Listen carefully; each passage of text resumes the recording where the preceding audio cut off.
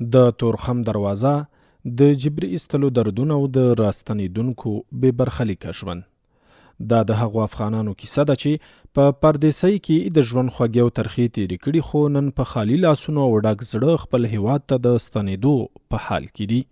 له پاکستانه په جبري توګه تازه راستانه شوي افغانان وایي د پاکستاني پولیسو لخوا نه یوازې دا چې په زور له دغه هیواده ایستل شوي، بلکې د ډیورنډ فرضي کرښې هاخوا په لنډمهالو کمپونو کې هم له انساني کرامت لرې ناوړه چلن ورسره کړی دی.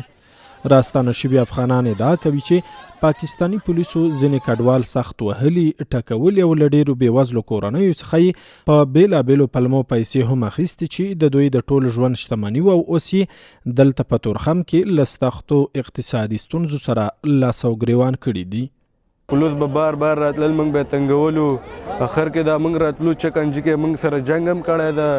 دا هم درته وایم موږ وهل هم پکې خوړلي، تاڼې ته هم پکې بوولي، هر څه شی را باندې کړي دي. په دې لاره باندې دا سختې مختې پیسې اخیستې دي. په خدای چې دا چکن هم کوو د یو کس نه چې کم دی 3-4 زره روپۍ اخیستې، بیا د هغې نه بعد چکن کوو او په دې لاره باندې سختیانې او بیا دا کلي کې کور کې چې کم دی.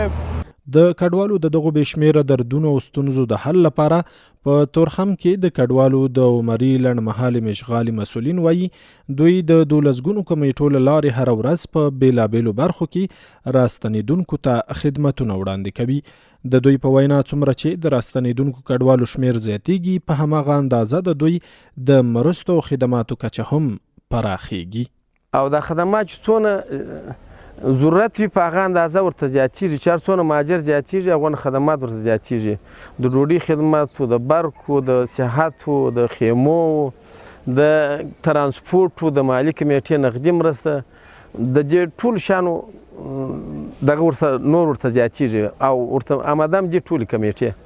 د رسمي شمیرو له مخې یوازې په تیره یوه ورځ کې د تورخم له لارې 414 کورنۍ چې د غړو ټول شمیر یې 2255 تنو ته رسیږي هیواد ته راستنې شوي دي.